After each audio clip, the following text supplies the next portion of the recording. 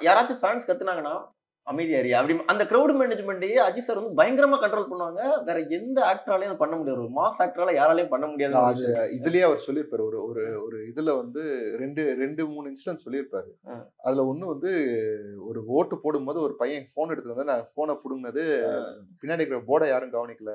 ம், அங்க வந்து இங்க ஃபோட்டோகிராஃபி இஸ் ப்ரோஹிபிட்டட்ன்னு போட்டிருக்கும். ம், ஆ அது அந்த அந்த பையன் பண்ணது தப்பு. ம், ஆனா வந்து அங்க என்ன நடந்ததுன்னா, நான் தப்பு பண்ண நான் என்ன வில்லன் ஆக்கிட்டு அந்த பையன விக்டிம் ஆக்கிட்டாங்க ம், அப்படின்னு. அ அது யாருமே பேசுறதில்ல. அத கவர் பண்ணணும். அந்த மாரி விஷயத்த நம்ம பேசணுன்றது அவர் சொல்ல வராரு. ம். அது நியாயம் தானே! ஆமா. நம்ம சிவகுமார் ஒரு ஃபோன தட்டி விட்டத வந்து ஊரெல்லாம் வைரல் பண்ணோம். ம், ஆனா அவருக்கு இருக்க தமிழ் பற்ற பத்தி யாருமே பேசுறது கிடையாது. ம், சரிங்களா? இவ இவ அஜித் சார் ஒரு ஃபேக்டரி ஒண்ணு சொன்னார். ஒரு பையன் பிளேடு வச்சுட்டு அவர் கையில இருக்கிற காயத்தெல்லாம் சொன்னார். ம், அது நேச்சுரல் தானே! இப்போ நீங்க அவரு சொன்ன விஷயத்துல எனக்கு புரிஞ்சது என்னன்னா வந்து, அந்த அன்புக்காக தான் நாங்க உழைக்கிறோம். ம், ஆனா அந்த அன்பு காட்டுறதுக்கு நீங்க பல வகை இருக்குது. ஒவ்வொருத்தரும் ஒரு பாயிண்ட் ஆஃப் வியூல காட்டுவாங்க. ம், அது ஒவ்வொன்னும் ஒரு விதமா இருக்கு. ம், அத வந்து மாறணும். அது அது விரும்பணும்னு அவரும் விரும்புறாரு.